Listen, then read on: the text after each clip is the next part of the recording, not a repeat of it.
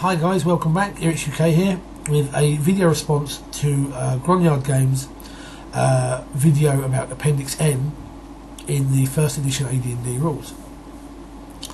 I was going to do this vid after I saw his video, but I thought I would give it a day or so just to sort of like clarify in my head exactly what I wanted to say, because I know that this is what I'm going to come up with now is a position which I know isn't particularly popular among many role players, but you know, I kind of feel strongly enough on this and I'm going to make this video.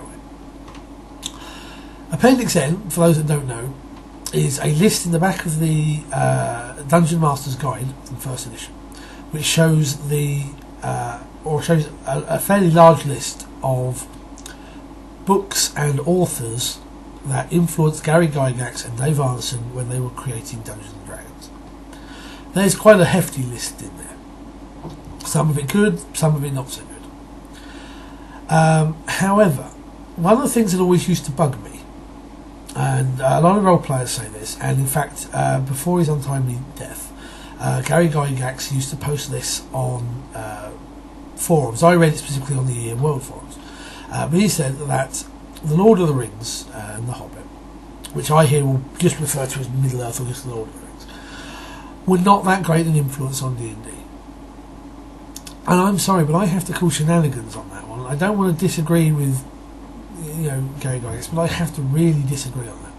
Because most of the books that are listed there, most of those authors, I don't think have anything to do with D&D, except the fact that they are writing fantasy literature. And anyone could write fantasy literature. It doesn't necessarily mean it's the inspiration.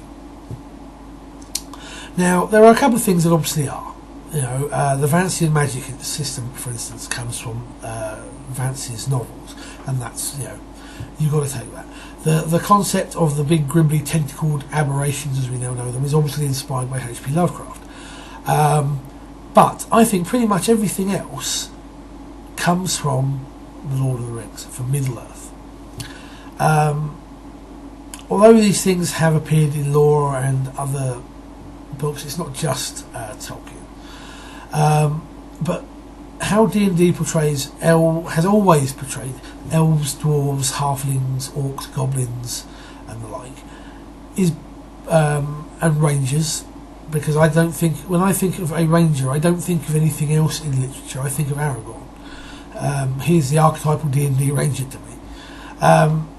All that stuff comes from how Tolkien portrayed them in his book or books. And even the story being told in The Lord of the Rings, especially the first book, The Fellowship of the Ring, is a perfect example of the D&D quest. You get a party together, they go on a quest, they travel, they have encounters, they have the big dungeon, Moria, they encounter the big bad, the Balrog, or Balor as we would know it in D&D. They lose a character, unfortunately, and they carry on and they have this grand opening quest. But that specifically, that first book, is the perfect example to me ever of the D&D adventuring party. And I think that the Lord of the Rings trilogy, and to an extent The Hobbit, although I have trouble getting into The Hobbit as it's written as a child's book, is far more D&D than any of the D&D novels that I've read, and I've read many of them, especially the stuff from first edition and early second edition. I find it very difficult when people say that Lord of the Rings is not the big influence, because it obviously is. Anyway, I'm not here as a rant. I'm just kind of putting my thoughts across on that, because there's probably people out there who are going to seriously disagree, but there are hopefully people out there who also understand and see the same point of view.